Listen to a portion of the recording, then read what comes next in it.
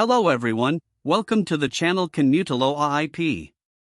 Today we are going to see how to configure a GDS3705, which applies to any GDS model. We are going to register the equipment with the Grandstream IP PBX. First, we must activate the account. We go to Account, Account 1, activate the account. In the SIP server, we enter the IP address of the PBX with the ending 5.89 and register it with an extension. We go to the PBX to trunk extension, extensions, create an extension, enter the number 1000 where it says caller ID number, authenticate ID same number, and this password that says SIP IAX. We copy it, save it, and apply the changes. We enter the GDS, where we enter the SIP user ID 1000, authenticate ID 1000, and paste the password. The rest remains as default. We proceed to save, go to Status, Account Status, and here we can see whether the registration is up or not. Once registered, if we want to activate the relay, the configuration is very simple. Like all GDSs, it has two relays that are already enabled. For now, we are only going to connect an electric strike to relay 1, so door 1 remains checked. We go down to call mode, which comes up as virtual number, and we change it to SIP number so that we can also dial any SIP extension from the keypad. Here we are going to define where we want the call to go when we dial from the interphone.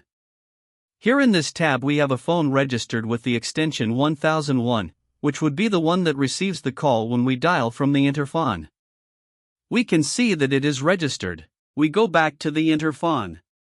Then we enter the extension number where we want the call to go, and in the section that says Remote PIN to Open Door, we are going to define a code, any number. I am going to enter 9, and the option for the relay that will open with 9 will be selected. We can define the local code to open directly with the GDS keyboard. We define 8, we must check this option, which is very important, and then we proceed to save. To open with the local PIN code, dial the asterisk, the local PIN, and the pound key for quick opening. We would use the remote PIN to open directly from a phone when the interphone calls that phone, and we would only need to enter the PIN and press the pound key to speed up the opening. Another thing we would also define here in the phone settings section, whitelist, is to enable a whitelist so that when we call from a phone at the interphone, we give the phone permission to open with the remote code we registered. Then we just enable the list and add the extension from which we will be able to open, save, and with that we have all the GDS settings. We test by dialing from the interphone to the phone and we are going to proceed to open the lock as well. We dial, the call comes through, we answer, two-way communication is established, we type 9 hashtag on the phone, and it opens without any problems. We proceed to dial in reverse, we initiate the call to 1000, it rings, two-way communication is established, we type 9 hashtag and it opens without any problems. If you noticed, when opening it also cuts the call.